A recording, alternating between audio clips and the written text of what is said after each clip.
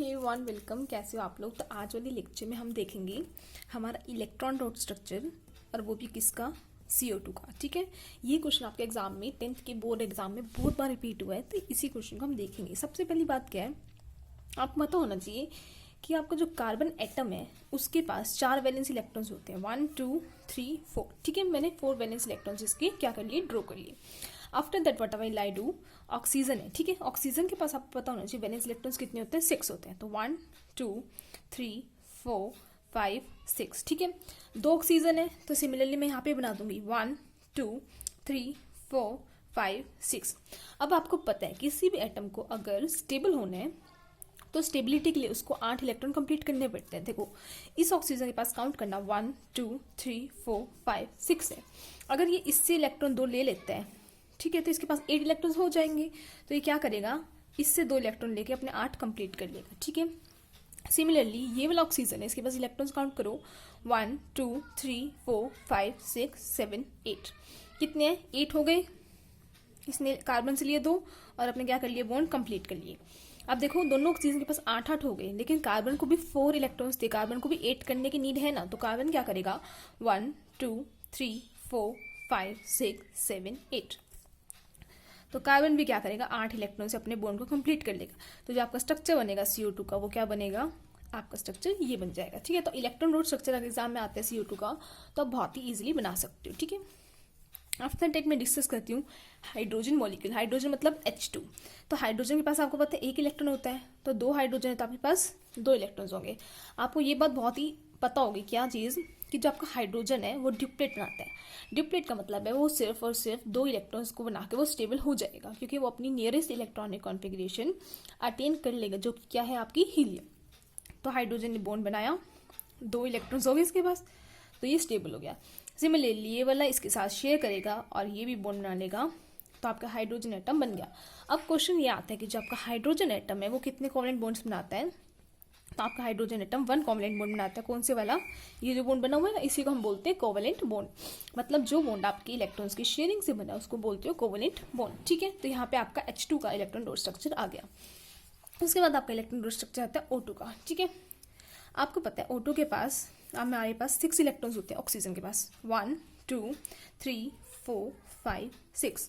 Similarly इसके पास बना देंगे 1 2 3 4 5 6। ठीक है, अब आपको ये पता है कि ऑक्सीजन 8 कंप्लीट करना चाहेगा स्टेबल होने के लिए। ठीक है, तो अगर 1 इलेक्ट्रॉन से शेयर कर लेगा तो 7 हो गए, 1 और कर लेगा तो 8 हो गए। देखो, काउंट करो 1 2 3 4 5 6 7 8 हो गए आपके ऑक्सीजन के पास 8 इलेक्ट्रॉन।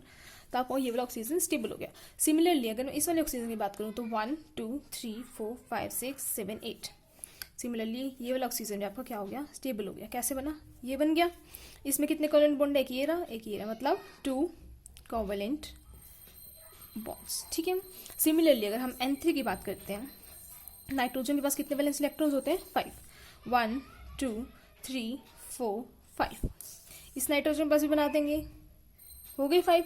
अब सबको 8 इलेक्ट्रॉन्स कंप्लीट करने हैं ना स्टेबल होने के लिए, तो क्या करेगा, एक इससे हो गए 6 7 और एक ये 8, तो हो गए नाइट्रोजन कंप्लीटेड। सिमिलरली इस वाले नाइट्रोजन के भी कंप्लीट 8 हो गए। तो आप स्ट्रक्चर क्या बनाओगे, N ट्रिपल बॉन्ड N।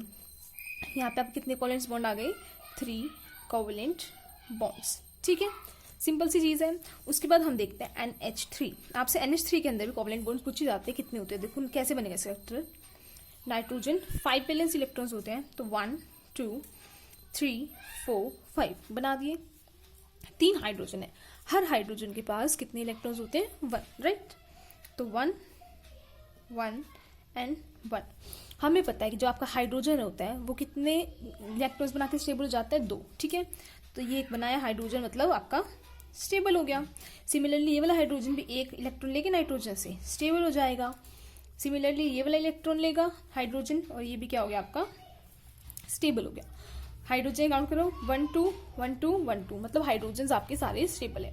अब बारी आती है नाइट्रोजन की। नाइट्रोजन को आपको क्या करना है, स्टेबल करना है। तो आप क्या करोगे, देखो 1 2 3 4 5 है, 6 7 8